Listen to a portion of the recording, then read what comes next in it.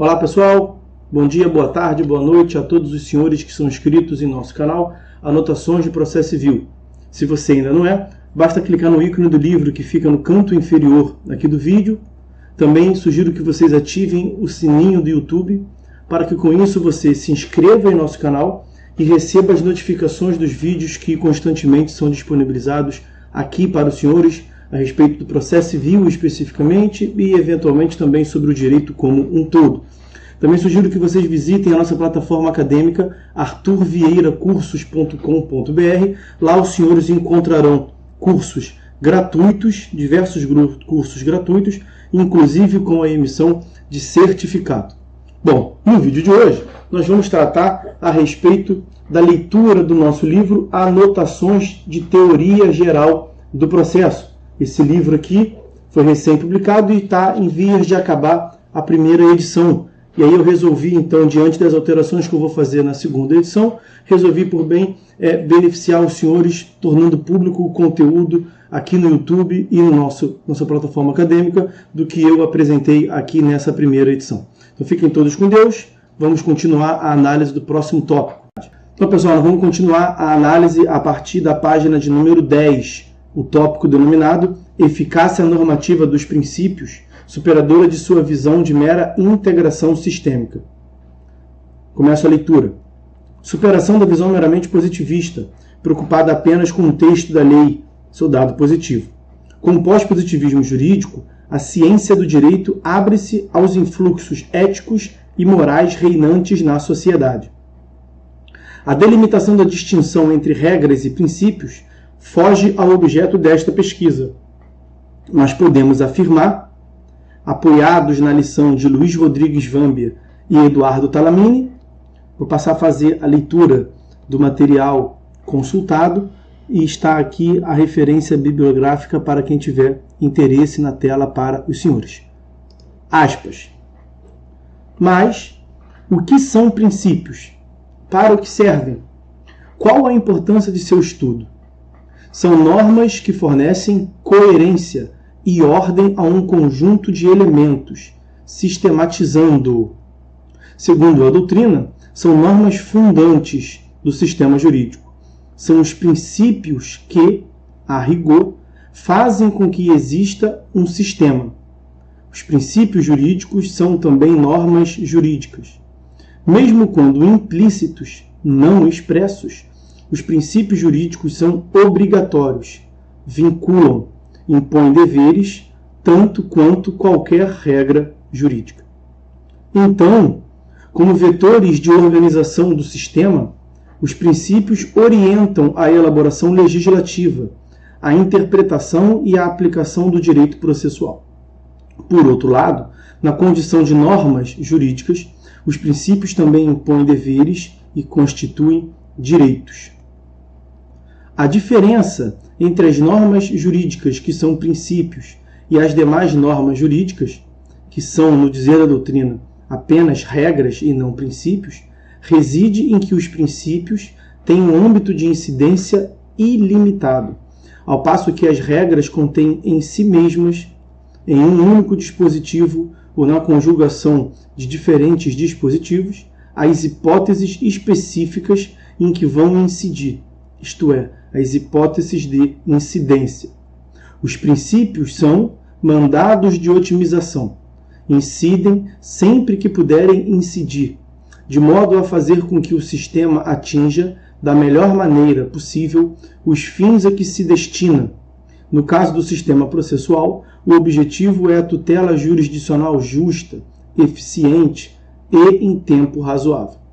Além disso, a aplicação do princípio sempre envolve um prévio juízo de valor.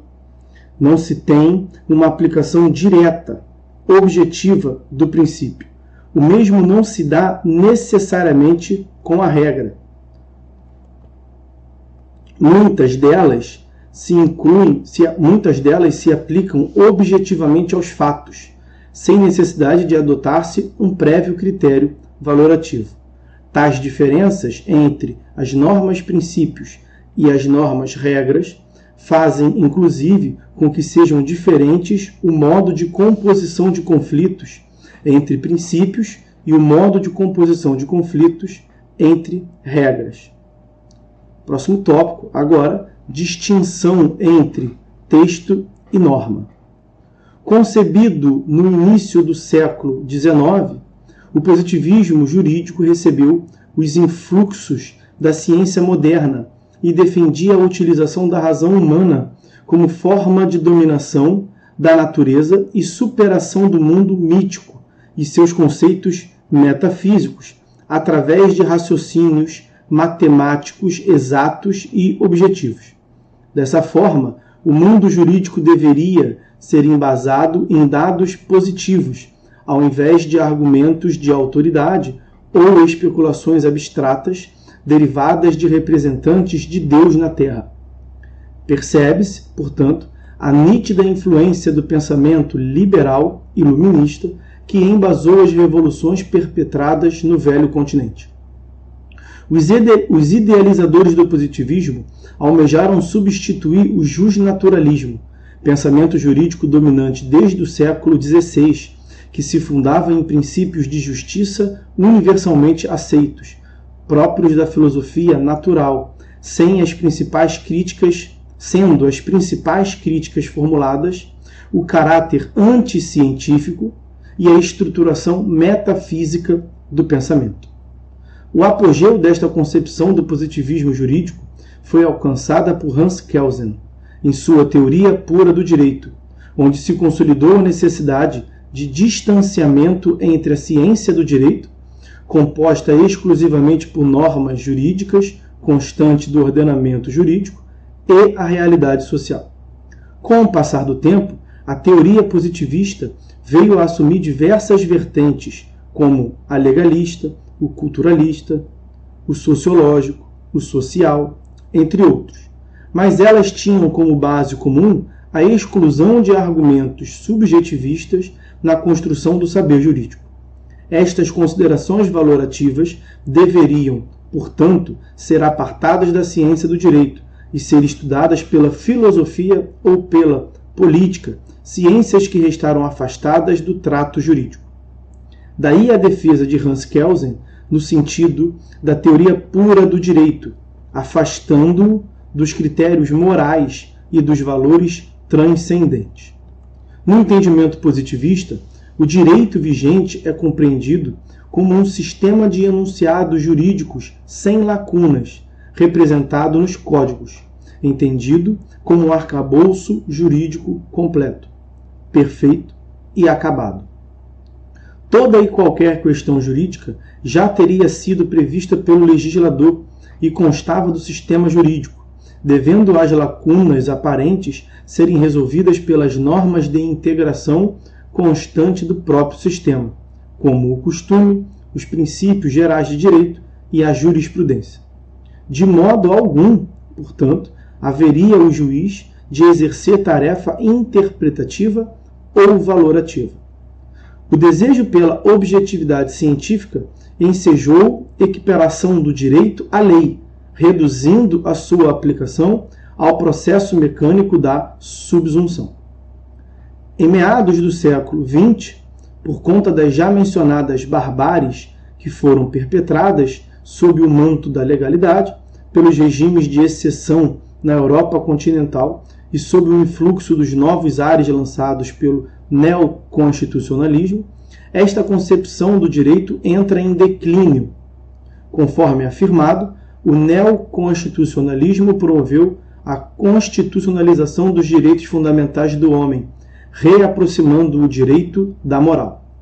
Conforme afirmado por Eduardo Cambi, o neopositivismo é uma das consequências filosóficas do neoconstitucionalismo. Trata-se de um novo modelo, na medida em que marca a superação dos modelos justnaturalistas e justpositivistas, e está na tela para os senhores a referência da obra consultada.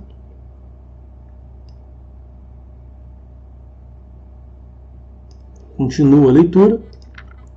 Essas novas reflexões resultaram na substituição da legalidade estrita, o que não significa o desprezo ao direito legislado, pela necessária incidência da teoria da justiça, com especial destaque para o aperfeiçoamento da teoria dos direitos fundamentais, fazendo surgir a compreensão dos princípios jurídicos como espécie de norma, ao lado das regras.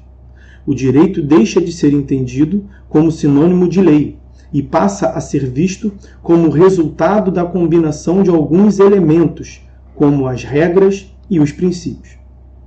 Ainda, as profundas transformações políticas e sociais que ocorreram no século XIX provocaram, no início do século XX, a reflexão dos juristas a respeito das situações fáticas, cada vez mais frequentes, que não encontravam respostas claras no ordenamento jurídico que àquela altura se restringia ao Código. Neste cenário, chega-se à conclusão que a lei não era capaz de abranger e dar resposta a todas as contingências fáticas do mundo empírico. As peculiaridades e especificidades dos casos submetidos à análise deixavam os juízes de mãos atadas pelo modelo silogístico do positivismo.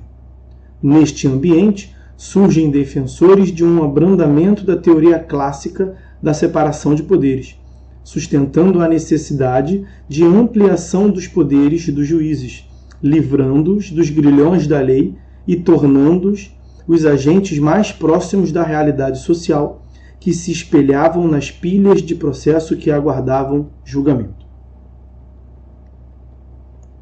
Como consequência deste cenário, empreendeu-se a uma significativa alteração da técnica legislativa.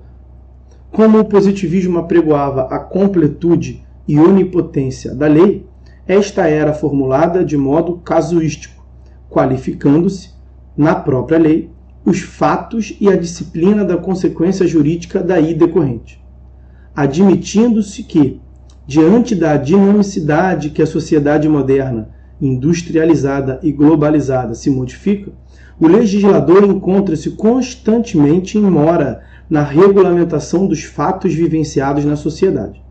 Passou este a reconhecer sua impotência para regular todas as situações concretas, bem como a se utilizar, em alguns casos, da técnica aberta de regulamentação, mediante o manejo de conceitos vagos e imprecisos, o qual se convencionou chamar de cláusula geral ou conceitos jurídicos indeterminados, que demandam a complementação judicial, de acordo com as particularidades de cada caso concreto, atribuindo-se, portanto, maior liberdade e poderes aos juízes no exercício da função jurisdicional. O reconhecimento da incompletude do Código para a satisfação de todos os interesses da sociedade produziu ainda outro efeito, para além do manejo de técnica aberta de redação do texto da lei. Trata-se da edição de leis específicas, que atendem às peculiaridades das causas que resultaram em sua edição, como, no direito brasileiro contemporâneo, ocorreu com o Código de Defesa do Consumidor, o Estatuto da Criança e do Adolescente, do Idoso, das Pessoas com Deficiência, dentre vários outros. Consequências diretas deste fenômeno são 1. A perda da centralidade e onipotência do Código Civil, em complementação à compreensão da Constituição como figura central do ordenamento. E 2. A atualização potencial do ordenamento às alterações constantes que se operam na sociedade. No entanto, a principal consequência do pós-positivismo na teoria das normas jurídicas consiste na compreensão da distinção entre o texto dos atos normativos e a norma que dele resulta. Com efeito, a norma não se identifica com seu texto e demanda o exercício de uma atividade criativa do intérprete, diferente do paradigma do positivismo, onde havia, como afirmado há pouco, um acoplamento perfeito da norma ao texto da lei, que identificava e conformava aquela. No pós-positivismo, a seu turno, o texto da lei serve apenas como o ponto de partida da tarefa do aplicador do direito, que deverá, por exemplo, empreender a conformação do texto normativo aos ditames constitucionais. A norma passa a ser compreendida como o resultado da interpretação que o operador do direito desenvolve ao concretizar o comando abstrato, possibilitando sua adequada aplicação aos casos concretos.